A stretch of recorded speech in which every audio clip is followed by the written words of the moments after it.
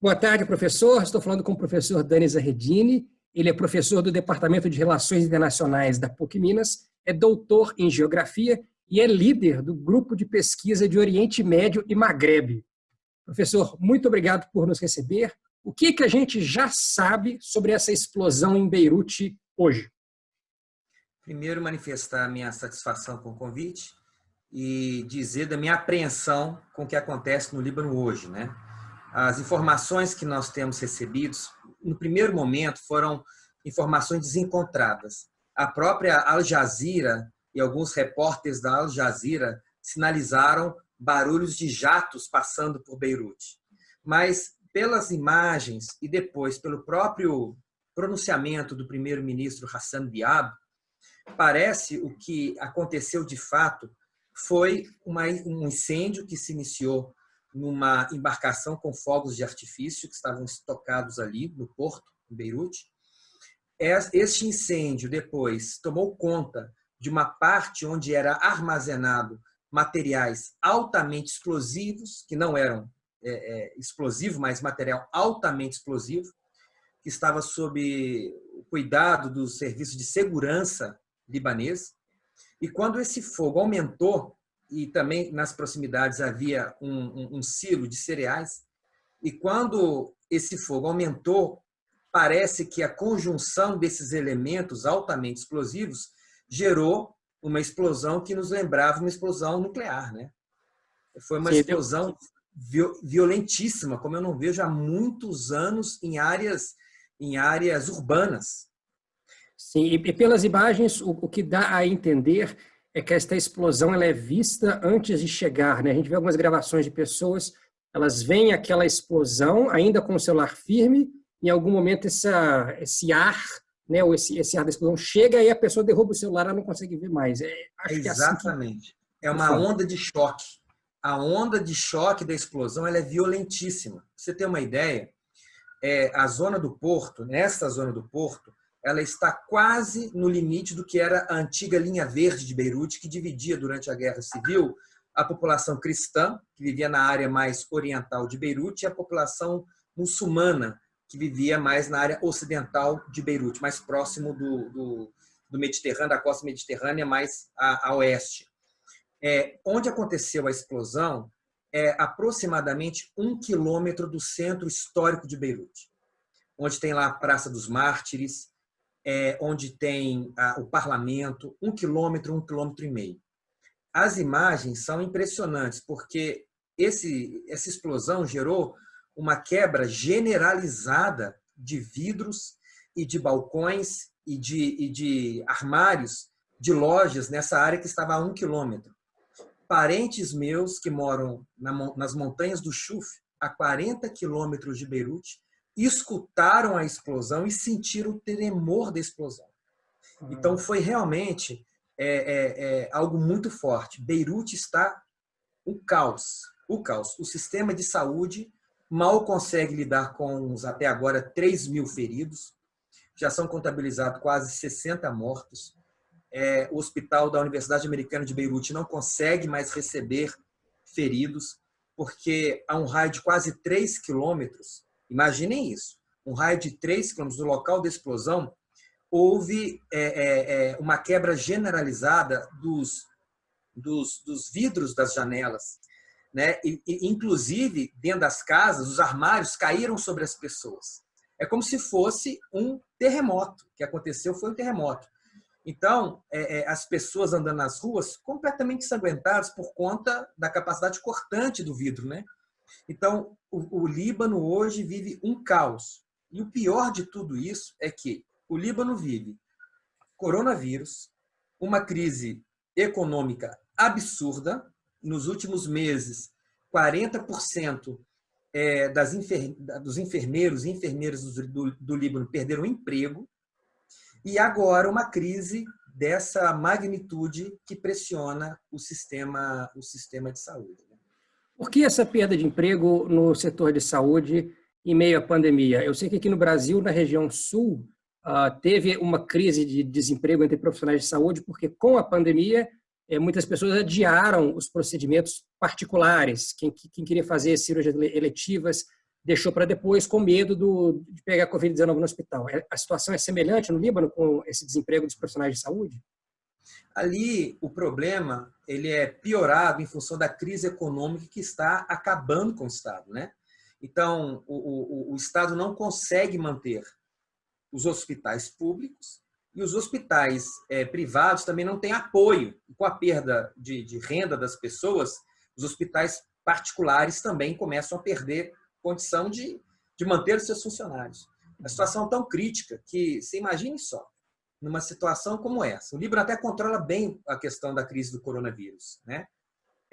Mas mesmo assim você perder 40% de enfermeiros e enfermeiras em meio a uma crise dessa magnitude, né? E um outro elemento que eu acho que é terrível, o Porto de Beirute, juntamente com o Porto de Trípoli, são os dois principais portos. O Porto de Beirute é o mais importante, digamos assim, né? Do Mediterrâneo? Ou dessa região do Mediterrâneo? Do Líbano, vamos falar assim, do Líbano é o mais importante, né? E na década de 70, eu poderia apontar com toda segurança que era um dos mais importantes do Oriente Médio. O Líbano era como se fosse um Emirados Árabes Unidos na década de 60, 70, era um hub. Mas o Líbano depende de quase 80% de importações, de bens, de consumo, 80%.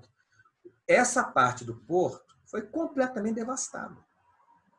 É uma situação crítica, sabe?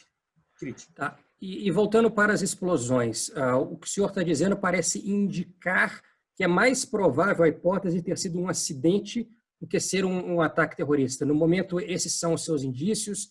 Ainda é muito cedo para dizer de um jeito ou de outro. Qual é a sua avaliação? A gente tem observado muitas especulações, né? Ao observar as imagens, ali não tem clareza de um ataque, ou de um ataque terrorista, ou de um ataque de uma força convencional, que seja aérea, né, por exemplo. Tanto que o Estado de Israel já declarou que não tem nada a ver com isso. Tem nada a ver com isso. Já deu uma declaração, né? E um outro indício que mostra que provavelmente foi um acidente é que as autoridades libanesas já se posicionaram com relação à questão. O próprio ministro Hassam Diab, na sua declaração agora à noite, né, no Líbano, disse que os responsáveis, os oficiais responsáveis por isso, dentro do Líbano, não sairão impunes. Então, parece que a crise que já vem se avolumando no Líbano, crise política, crise de governabilidade, né? O Líbano está com quase 2 milhões de refugiados sírios.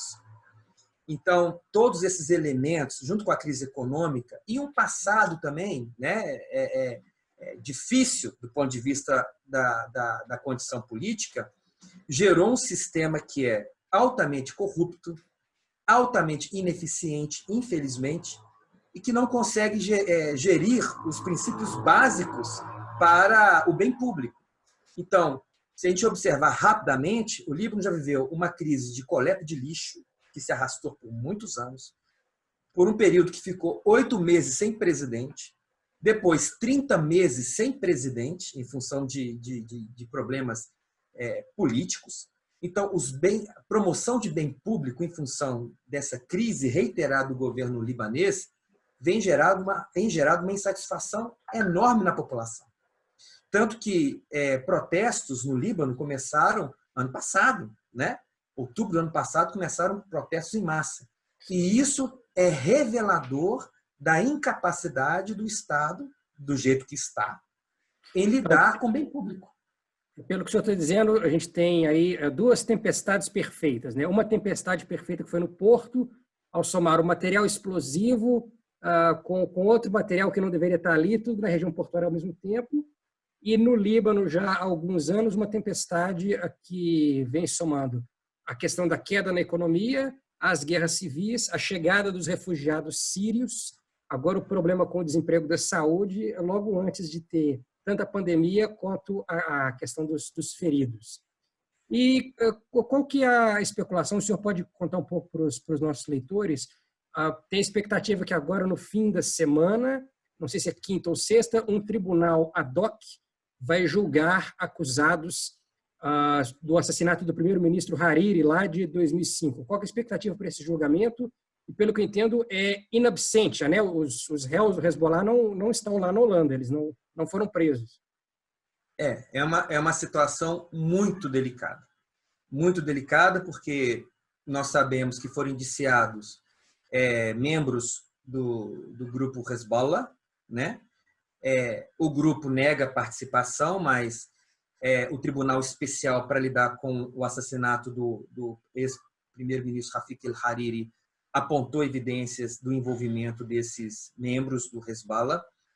E hoje o Hezbollah faz parte do governo libanês, né? Ele não só faz parte do governo libanês, como é a base de sustentação do atual governo. E isso é um ponto muito sensível. Então, eu não vejo um nexo causal entre isso que aconteceu no Porto com isso que acontecerá adiante. Mas o que acontecerá adiante será mais um elemento que vai se somar a um momento muito delicado que o Líbano vive. Infelizmente. Porque nas manifestações que começaram pacíficas, o elemento sectário começou a aparecer este ano.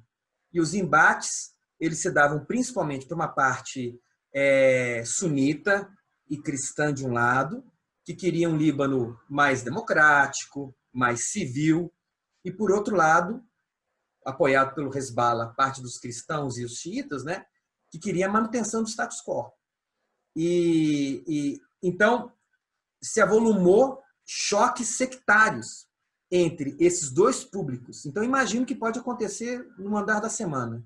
Essa situação calamitosa que está Beirute, porque realmente a cidade está o caos, sem energia elétrica, né? Os hospitais lotados, não conseguindo atender as pessoas, o número de mortos ainda é subdimensionado e o número de feridos também. Então, de fato, é um momento que os libaneses devem ter muita fé, apoiar os seus familiares, ter esperança nessa fênix dos cedros, porque o Líbano é uma fênix, já passou por tantos problemas nos últimos milênios, né? Não só nas últimas décadas, mas as guerras de 1800, as guerras civis de 1850, de 1968, depois 1975, mostram a fragilidade que é lidar com essa questão política no Líbano. E agora, tudo se somando no momento que nós temos que ter muita tranquilidade, muita fé, muito apoio dos países amigos do Líbano, das Nações Unidas e de toda a diáspora libanesa nesse momento. É o que já expressaram algumas manifestações, né? O Itamaraty soltou agora há pouco uma manifestação de solidariedade ao Líbano. O presidente Emmanuel Macron, segundo a agência oficial do Líbano, telefonou, também recebeu telefonemas do presidente do Iraque. O que o senhor imagina que a comunidade internacional possa ajudar agora? Vai ajudar na reconstrução do Líbano? É porque uma força de paz já existe, a Unifil já está lá, né? Então, o que pode ser feito a partir de agora? Qual é o futuro agora? Eu vejo que o Líbano está tentando um aporte financeiro para auxiliar na crise econômica. Só que, para isso, o FMI e o Banco Mundial estão exigindo reformas, e que é necessário mesmo para tornar o Estado mais viável do ponto de vista das suas contas públicas, né? E o grande problema é esse, a ineficiência do Estado em propor reformas para conseguir esse dinheiro para alavancar a economia libanesa. Porém, com esse desastre, nós precisamos de dinheiro para reconstruir o porto e a cidade, né? Então, a Arábia Saudita já se manifestou também, o Irã já se manifestou, a França, como você bem disse. Qual que é o problema disso tudo? Que mesmo em situações como essa, a polarização política e a política internacional se coadunam no Líbano, né? Especialmente então você ser amigo da Arábia Saudita e do Irã ao mesmo tempo é difícil. Esse é o problema, porque os sunitas no Líbano, quase dentre as minorias, as maiores minorias são sunitas e xiitas, né? Quase um terço de cristão, um terço de sunita, um terço de xiita, de acordo com alguns dados, né? Os sunitas são apoiados pela Arábia Saudita. Os xiitas são apoiados pelo Irã, né? os cristãos são apoiados pela França e Estados Unidos. Os sunitas são apoiados pelos Estados Unidos também. Mas aí os russos apoiam os xiitas. Então, mesmo em momento de tanta turbulência, que nós precisamos de ter foco, sem as disputas políticas, acaba ocorrendo também essas situações, né? Mas eu acredito que haja também um sentimento genuíno de auxílio, né? De auxílio aí da Europa, de auxílio dos países do Oriente Médio, porque realmente o Líbano vai precisar de um aporte de dinheiro considerável, porque nós dependemos de 80% daquilo que consumimos ali. E o porto é essencial para voltar a funcionar. Acho que lembra, então, o Líbano um microcosmo da situação da pandemia, que apesar dessa busca, dessa perseguição mundial pela vacina e pela cura, ainda tem a geopolítica da Rússia, que quer chegar na frente, a China quer chegar na frente, quem que faz a vacina primeiro, quem quer distribuir primeiro. Muito legal, professor. Alguma coisa aqui que eu não perguntei sobre essa situação em Beirute, sobre o Líbano, que o nosso leitor deveria saber? Não, eu acho que você foi bem assertivo nas colocações e a ideia agora é observar também, né, o que vai acontecer para frente, porque nós não temos informações adequadas, mas as sinalizações, né, que apontam para um acidente, e se for isso mesmo, é uma crise adicional para o atual governo, e o que vai acontecer daqui a alguns dias, mas um elemento que a gente tem que pedir para os libaneses e para os partidos políticos no Líbano e a diáspora no Brasil terem muita cautela, calma, para conseguirmos sermos solidários e auxiliar nossos irmãos libaneses.